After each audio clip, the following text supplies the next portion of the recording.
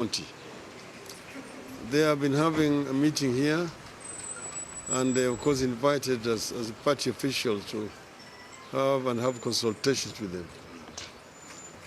They have had a very extensive consultations, at the end of which an agreement has been reached by way of consensus that out of the 7 contestants who were here, they all agreed to step down and back Mheshimiwa Gladys Wanga as the party candidate in Homa Bay County gubernatorial race.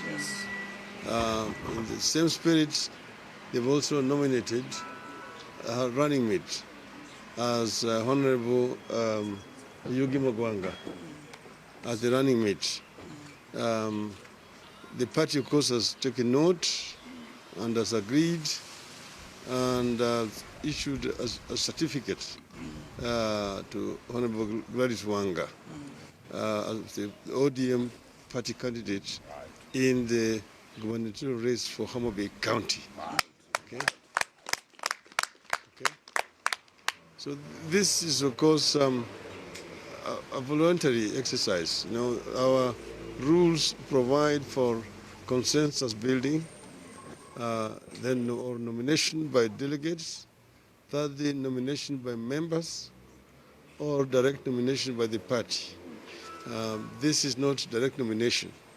This has come about as a result of a consensus which has been reached by members of the Homa Bay County. Okay? So now the Homa Bay members now have the responsibility to go and campaign, okay, to ensure that the seat remains in ODM. That's all. Yeah. Thank you. Thank you. Maybe can I kindly ask a question? Of course, Kenyans want to hear your thoughts on the just finished judgment of BBI. What do you have to say? Well, just seeing the judgment, I'm going to issue a substantive statement about it shortly. Okay. Also, maybe I can also ask the issue of, we've seen that the paper today had a story where your ally, Junet Mohammed, the Suna East Member of Parliament, was quoted saying that indeed the Deputy President, William Ruto, had a discussion with you to impeach President Uhuru Kenyatta. I would love to hear your thoughts on that. Honorable Junet Mohammed is around here. He's here. Maybe we can hear from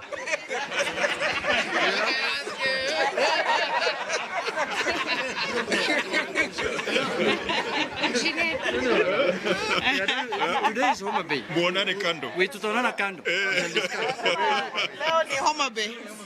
Siku ya Homa Bay. Okay.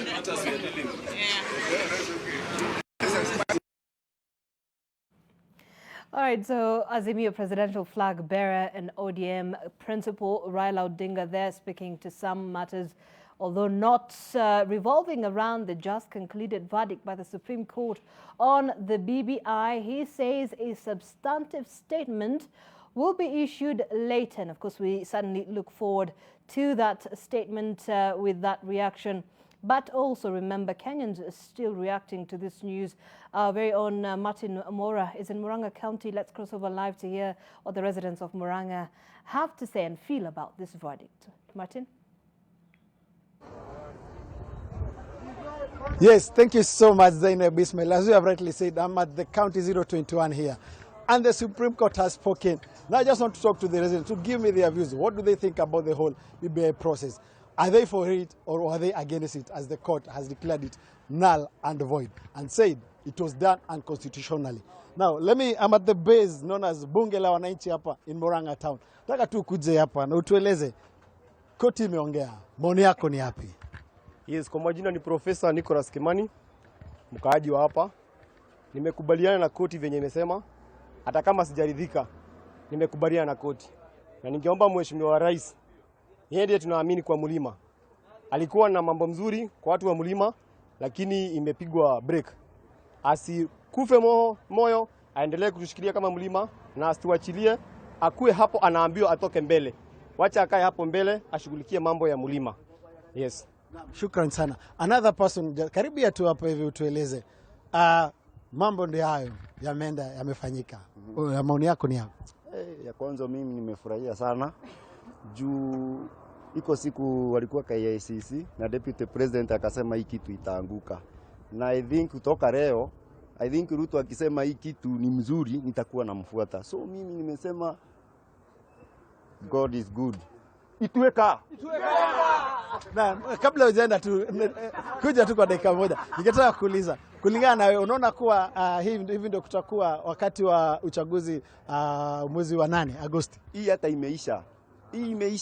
Hii Ruto ameingia huku ni hurubaro. Sasa kama president aliambiwa we Uhuru Kenyatta kaa kando, akakataa. Sasa unaona koti, sasa wanasemanga sijui Uhuru ni Ruto ni mwizi, sijui ni nini. Ituweka. Shukran. Ningetaka tu kuzungumza pia na mwingine. Njoo tu nieleze maoni yako ni yapi? Koti ndio imeamua. Wewe hisia zako ni zipi? First and foremost, my name is Jackson Metui. As a normal Kenyan, I'm very happy. I felt the BBI process was illegal. First, it was the misuse of public resources. It was public interest. It was not about public interest, but individual interest. So I'm very happy. Yes. Now, what would you like to tell our politicians when you're at that? First, I would like to tell our politicians, let them not talk about unity. Well, at the same time, they are sidelining others. They are using abusive language against others. So I will urge them, let's come together as a country, unite, and march forward together. Do you think this is what is in store during the general election? Absolutely. Absolutely. This is the real reflection of what will happen on 9th August. Yes. Thank you so much. Niko na mzee hapa anasema angetaka kuzungumza. Mzee, Kiswahili ndio kinakutatiza kidogo. Kuja tu hata hiyo kuomba maji ni sawa tu. Tutasikia maoni ya mzee. Palipo na mzee maneno yaharibiki. Kikuyu na pole sana mzee, sitaweza. Wacha nizungumze tu na Jamali hapa. Aje pia nieleze tu maoni yako, ndio hiyo BBI imefanyika. Koti imeamua. Maoni yako ni yapi? Mimi maoni yangu iko sawa, hiyo koti imeamua vizuri sana. Juu hata president wangu Favourite Ruto alitoa kichwa kwa gari akasema hii lege itasimama. Kuna Mungu mbinguni wa haya mama mboga, ndio huyo sasa amejionyesha. Ituweka! Now, Zainab, as you have just seen, here the residents, they are saying Itweka. I don't know what Itweka means. Itweka neke? Mshtuko. They are saying the earthquake. They are saying Itweka is earthquake here, and they are saying the earthquake has just happened. From Orang, I'm taking you back to studio. Zainab Ismail, back to you. All right, thank you, Martin Maura. There, just sampling some of the views from the residents of Murang'a. And of course, we've also heard from other residents from other different parts of the country, including Kisumu, Mombasa, and Eldoret, as well as Nakuru County. And of course, this is just some of the reactions from the Kenyans. We will be getting a substantive report and statement from the ODM principal, Raila Odinga, on what this verdict means. And of course, many questions coming from the nullification of the constitutional amendment bill by the Supreme Court today, of course, popularly known as the Building Bridges Initiative, much and anticipated quite widely across the country.